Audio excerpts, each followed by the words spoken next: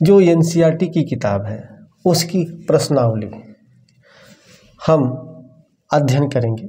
और जो प्रश्नावली हम लोग ले रहे हैं बच्चों आज वो है मानव जनन।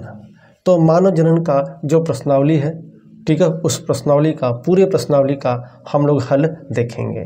तो चलिए बच्चों अध्ययन प्रारंभ करते हैं। और पहला प्रश्न आपका ये है, जो रिक्त स्थान है, खाली स्थान वाला प्रश्न है। तो चलिए देखते हैं। पहला प्रश्न दिया है कि मानव डैश डैश डैश, अर्थात खाली स्थान है, भरना है उसमें। तो मानव उत्पत्ति वाला है अलैंगिक और लैंगिक, इन दोनों में से एक भरना है। बच्चों आपको पता है कि अलैंगिक और लैंगिक होता क्या है। अलैंगिक बच्चों, जो अलैंगिक जीव होते हैं, ध्यान रखिएगा बच्चों, जो अलैंगिक जीव होते हैं, अलैंगिक जीव बच्चों एक कोशिकीय होते हैं या एक कोशिकीय। एक कोशिकीय का मतलब बच्चों जैसे अमीबा हुआ, पैरामीशियम हुआ आदि, एक कोशिकीय जीव क्या होते हैं, अलैंगिक जीव होते हैं। और चूंकि आपको पता है बच्चों मानव एक कोशिकीय जीव नहीं है, मानव में जो है बहुकोशिकीय जीव है। मानव का शरीर जो है अनेक कोशिकाओं से मिलकर बना हुआ है, ठीक है। और मानव में लैंगिक जनन होता है, लैंगिक की प्रक्रिया होती है। लैंगिक जनन में बच्चों दो विपरीत लिंगों की आवश्यकता होती है। जो लैंगिक जनन होता है, अलैंगिक जनन में बच्चों केवल एक जनक होता है, एक जनक होता है इसमें। और आपको पता है कि जो लैंगिक जनन होता है बच्चों, लैंगिक जनन, लैंगिक जनन में दो जनकों की आवश्यकता होती है, नर और मादा, ठीक है, नर और मादा। और ये किस में होता है, मानव में होता है बच्चों। पता है मानव में नर और मादा अलग अलग होते हैं, ठीक है, माने पुरुष और स्त्री अलग अलग होते हैं। तो मानव उत्पत्ति वाला है कौन सा, लैंगिक, ठीक है, क्योंकि मानव में लैंगिक जनन होता है। मानव में नर और मादा होते हैं, दो विपरीत लिंग वाले होते हैं, ठीक है। और जो अलैंगिक होता है उसमें जो है एक जनक होते हैं, और अलैंगिक जनन एक कोशिकीय जीवों में होता है, ठीक है। तो पहला मानव क्या भरेंगे, लैंगिक, ठीक है। तो मानव क्या है बच्चों, मानव आपका लैंगिक उत्पत्ति वाला है। चलिए दूसरा प्रश्न देखते हैं बच्चों, क्या है, मानव अंड प्रजक, सजीव प्रजक और अंड जरायुज मानव क्या है। तो पहले हम इन शब्दों को समझते हैं बच्चों। यह अंड प्रजक क्या है बच्चों, क्या दिया है, अंड प्रजक, अंड प्रजक। अंड प्रजक बच्चों वह जीव होते हैं जो अंडा देते हैं, अंडा देने वाले जीव अंड प्रजक होते हैं। सजीव प्रजक, जो बच्चों सजीव प्रजक होते हैं, सजीव प्रजक या इसी सजीव प्रजक को बच्चों हम जरायुज भी कहते हैं। क्या कहते हैं, जरायुज। उसमें वह जीव होते हैं बच्चों जो बच्चा पैदा करते हैं, अर्थात जो बच्चे पैदा करते हैं, ठीक है, वह सजीव प्रजक कहलाते हैं। तीसरा अंड जरायुज, जरा देख लें ये क्या है, अंड जरायुज, अंड जरायुज। अंड जरायुज बच्चों वह जीव होते हैं जिनके शरीर में अंडा उत्पन्न होता है और शरीर के अंदर ही अंडा परिपक्व हो जाता है, अंडा फूट जाता है, हाँ, लेकिन उसकी जो संतान है वह बच्चे के रूप में पैदा होते हैं, उसे हम अंड जरायुज कहते हैं, ठीक है। कुछ सर्प हैं बच्चों, सर्प, ठीक है, सर्प की कुछ जो प्रजातियां हैं, ठीक है, वह अंड जरायुज में आते हैं, अर्थात बीज जो है उसके शरीर में अंडे होते हैं, अंडे परिपक्व हो जाते हैं, फूट जाते हैं शरीर के अंदर ही, और जब बाहर निकलते हैं तो वह शिशु के रूप में, बच्चे के रूप में निकलते हैं, ठीक है। और ऐसे को हम अंड जरायुज कहते हैं। सर्प की कुछ प्रजातियां इसमें आते हैं। अब बताइए बच्चों कि इसमें क्या होगा, मानव क्या होता है, मानव अंडा देता है या मानव बच्चा पैदा करता है, क्या करता है, ठीक है। तो हमें पता है बच्चों मानव क्या करता है, मानव जो है संतान उत्पन्न करता है, ठीक है। मानव अंडा नहीं देता, अंडा कौन देता है, अंडा पक्षी, पक्षियाँ देती हैं अंडे, जो पक्षी होते हैं वो अंडा देते हैं, ठीक है। मानव क्या होता है, मानव बच्चे संतान उत्पन्न करते हैं, अपने जैसे संतान उत्पन्न करते हैं। ठीक है, तो मानव क्या हुआ, सजीव प्रजक हुआ बच्चों। क्या हुआ, सजीव प्रजक। सजीव प्रजक अर्थात जो है बच्चा पैदा करने वाले, अपने जैसे संतान उत्पन्न करने वाले। ठीक है, तो सजीव प्रजक होगा। अगला, मानव में निषेचन होता है। निषेचन मानव में कहाँ होता है, बाहर होता है या शरीर के अंदर होता है। तो कुछ जीव ऐसे होते हैं जो बच्चों जिसमें निषेचन शरीर के बाहर होता है, जैसे मेढक भी उसमें है। ठीक है, जिसमें उनका जो निषेचन है वह शरीर के बाहर होता है, लेकिन मानव में निषेचन शरीर के अंदर होता है। ठीक है, आप जानते हैं बच्चों कि यह जो आपका है मादा जनन तंत्र है, इस तरह से मादा जनन तंत्र है, ये आपका मादा जनन तंत्र।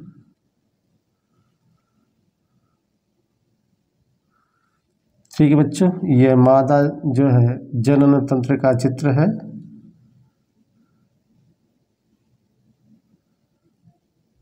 ठीक, प्रश्न क्या, ध्यान रखिए, मानव में निषेचन होता है। तो निषेचन कहाँ होता है बच्चों, यह जो आपका जो है यहाँ से यहाँ तक की संरचना है, इसको हम बोलते हैं अंडवाहिनी। क्या कहते हैं, अंडवाहिनी। ठीक है, और इसी अंडवाहिनी में एक यहाँ स्थल है जिसको एम्पुलरी अस्थमस जंक्शन कहते हैं। तो एम्पुलरी अस्थमस जंक्शन पर ही, ठीक है, मानव में निषेचन की क्रिया संपन्न होती है।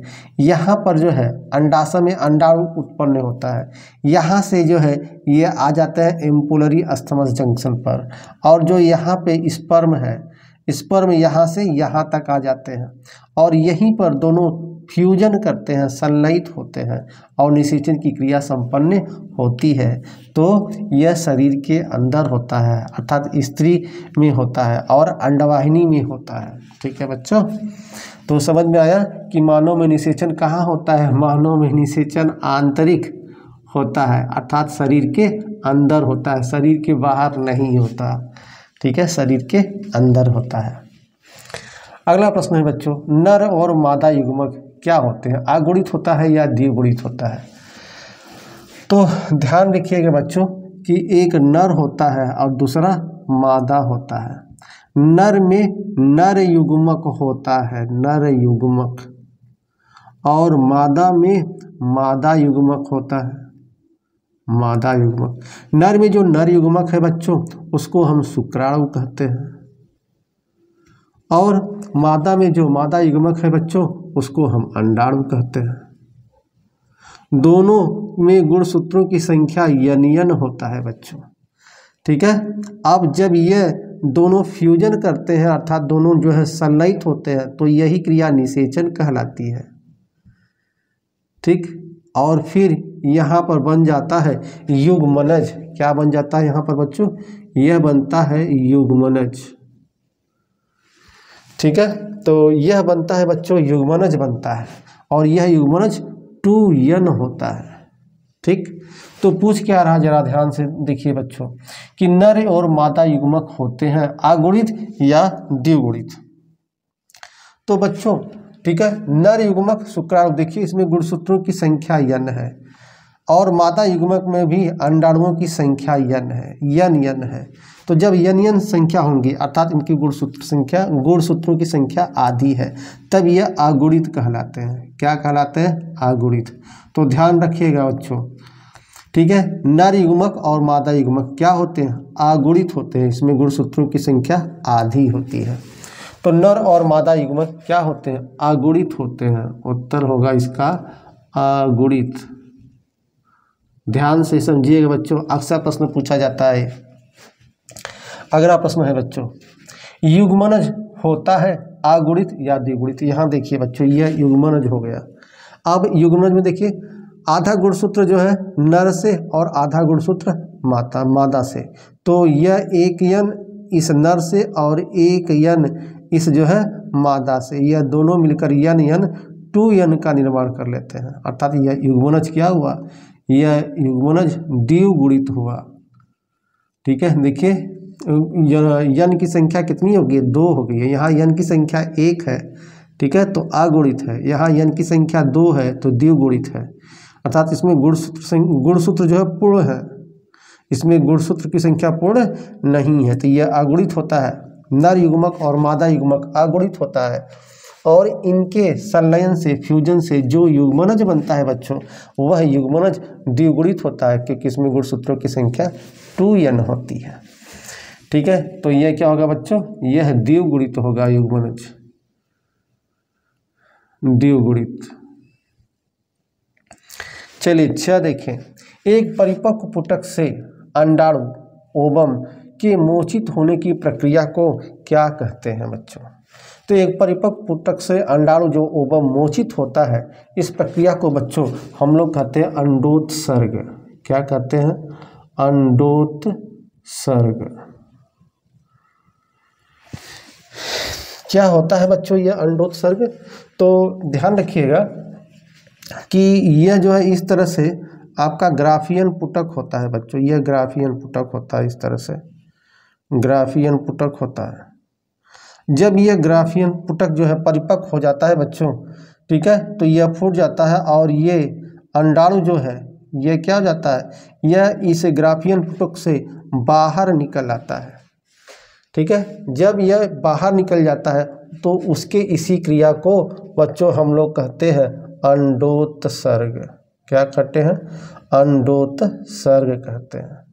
यही पूछ रहा है बच्चों कि एक परिपक्व पुटक, अर्थात यह एक परिपक्व पुटक है, यह पूरा परिपक्व होता है बच्चों, ठीक है। और जब यह परिपक्व हो जाता है तो यहाँ से यह फूट जाता है, फट जाता है। जब फट जाता है तो यह जो है बाहर निकल जाता है, ठीक है, यह आपका बाहर निकल जाता है। जब यह बाहर निकल जाता है तो इसी अंडोत्सर्ग नामक हार्मोन्स द्वारा प्रेरित होता है। यह जो अंडोत्सर्ग हुआ बच्चों, ये ठीक है, यह किस हार्मोन्स द्वारा प्रेरित होता है, तो यह देखिए बच्चों, यह होता है एक LH हार्मोन्स, ठीक है, इसका LH हार्मोन्स, यह LH हार्मोन होता है बच्चों, जिसके द्वारा अंडोत्सर्ग जो है प्रेरित होता है। यह बच्चों इसको एक और नाम से जानते हैं हिंदी में, ल्यूटिनाइजिंग। ल्यूटिनाइजिंग क्या बोलते हैं, ल्यूटिनाइजिंग,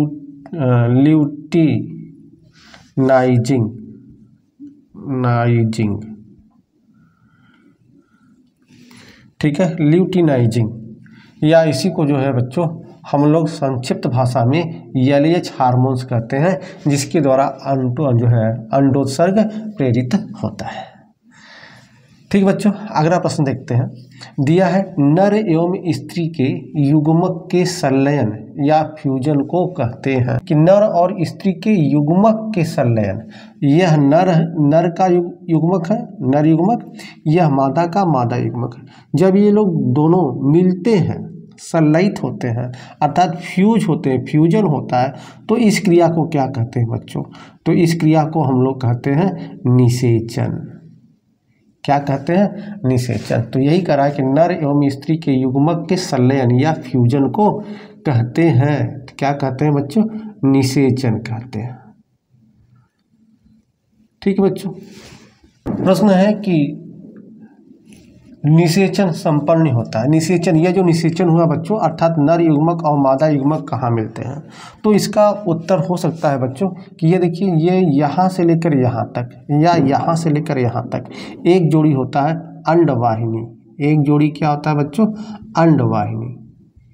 इसी बच्चों अंडवाहिनी को हम क्या कहते हैं, डिम्ब वाहिनी भी कहते हैं, और इंग्लिश में इसको फैलोपियन ट्यूब भी कहते हैं बच्चों। ठीक है, और ये जो फिंगर जैसी संरचना है बच्चों, इसको हम झालर कहते हैं, झालर। इसके ऊपर देखिए कीप जैसी संरचना है, कीपक, कीपक। इसके ऊपर तुम्बिका, यह तुम्बिका है ऊपर, और सबसे यहाँ यह लास्ट में यह कहलाता है संकीर्ण पथ, संकीर्ण पथ। ठीक है बच्चों, तो ध्यान रखिएगा, ये जो अंडाणु यहाँ से निकलकर यह संकीर्ण पथ और तुम्बिका के बीच में आते हैं, और इस बीच को हम लोग कहते हैं जो है तुम्बिका। क्या कहते हैं, तुम्बिका संकीर्ण पथ, तुम्बिका संकीर्ण पथ संधि, संधि। यहीं पर बच्चों यह जो है अंडाणु निकल कर यहाँ आता है तुम्बिका संकीर्ण पथ संधि पर, और यहाँ से आपका स्पर्म इस तरह से आता है और स्पर्म इस तरह से यहाँ पर भी स्पर्म आता है। तो यही आपका तुम्बिका संकीर्ण पथ पर ही नर युग्मक और मादा युग्मक दोनों क्या होते हैं, फ्यूजन होता है, दोनों मिलते हैं। तो यही पूछ रहा है कहाँ पे, तो या तो इसका जो है आप उत्तर लिख सकते हैं अंडवाहिनी, क्योंकि यह अंडवाहिनी में है, और अंडवाहिनी में कहाँ, तुम्बिका संकीर्ण पथ संधि, या इंग्लिश में इसको बोलते हैं एम्पुलरी अस्थमस जंक्शन। अगर हिंदी में लिखना चाहे बच्चों एम्पुलरी, एम्पुलरी, ठीक है, अस्थमस, अस्थमस जंक्शन, यह इंग्लिश नाम है बच्चों, ठीक है। हिंदी में मैंने इसको लिख दिया है एम्पुलरी अस्थमस जंक्शन, यहाँ पे बच्चों। तो देखिए क्या प्रश्न है कि निषेचन कहाँ पे संपन्न होता है, या तो आप लिख सकते हैं कि निषेचन अंडवाहिनी में संपन्न होते हैं, या तो इसको सीधे आप अंडवाहिनी लिख सकते हैं, ठीक है, या तो अंडवाहिनी लिख दे, ठीक है, या तो बच्चों आप तुम्बिका संकीर्ण पथ लिख दें, तुम्बिका संकीर्ण पथ में भी फ्यूजन होता है, या तो एम्पुलरी अस्थमस जंक्शन। तो अंडवाहिनी भी लिख सकते हैं बच्चों, तुम्बिका संकीर्ण पथ संधि भी लिख सकते हैं, और एम्पुलरी अस्थमस जंक्शन भी लिख सकते हैं, ठीक है। तो निषेचन अंडवाहिनी में संपन्न होता है, और अंडवाहिनी में ही आपका तुम्बिका संकीर्ण पथ है। अगला प्रश्न देखते हैं बच्चों, युग्मनज विभक्त होकर की रचना करता है जो गर्भाशय में अंतरोपित होता है। बच्चों यहाँ पर देखिए कि यह जो आपका यह दोनों जब मिल जाते हैं नर युग्मक और मादा युग्मक, ठीक है, तब बन जाता है युग्मनज। यहाँ पर बन गया युग्मनज, और जब यह युग्मनज बन जाता है बच्चों ना, तो इसका विभाजन होता है। इसका विभाजन किस तरह से होता है, यह जो है कोशिका यह विभाजित होता है 2 से 4, 4 से 8, 8 से 16, 16 से 32, 32 से 64, इस तरह से बच्चों कोशिकाओं का विभाजन होता है। इन जो कोशिकाओं का जो विभाजन है इसको हम बोलते हैं ब्लास्टोमियर्स, ठीक है, अर्थात इसको हम विदलन की क्रिया कहते हैं, ब्लास्टोमियर्स है। लेकिन जब ये बच्चों 64 की स्थिति में पहुंचते हैं तब हम इसको क्या कहते हैं, ध्यान रखिए, तब इसको हम कहते हैं बच्चों ब्लास्टोसिस्ट। क्या कहते हैं, ब्लास्टोसिस्ट, इसको हम कहते हैं ब्लास्टोसिस्ट,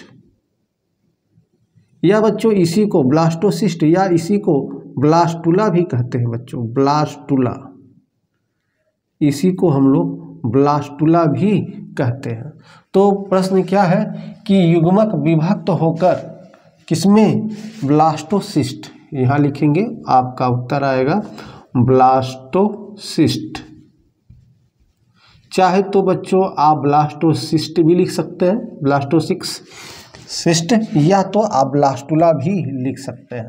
यह इसका उत्तर है कि युग्मनज विभक्त होकर ब्लास्टोसिस्ट की रचना करता है जो गर्भाशय में अंतरोपित हो जाता है। अर्थात बच्चों जब यह ब्लास्टोसिस्ट या ब्लास्टुला में परिवर्तित होते हैं तब यह गर्भाशय में आके अंतरोपित हो जाता है। कब, जब यह ब्लास्टोसिस्ट या ब्लास्टुला बनते हैं तब अंतरोपित होते हैं बच्चों। चलिए अगला प्रश्न है, भ्रूण और गर्भाशय के बीच संवहनी संपर्क बनाने वाली संरचना को अपरा कहते हैं बच्चों। क्या कहते हैं, अपरा, इसका उत्तर है अपरा। अब यह अपरा क्या है बच्चों, ध्यान रखिए, अपरा क्या है, तो यहाँ पर ध्यान दें बच्चों कि ये देखिए यह जो बना हुआ है, तो यह जो है यहाँ पे आपका इस तरह से गर्भाशय होगा, यह शिशु है, भ्रूण है, ठीक है, यह भ्रूण है और यह गर्भाशय है, इनके बीच यह प्लेसेंटा है। क्या है, प्लेसेंटा,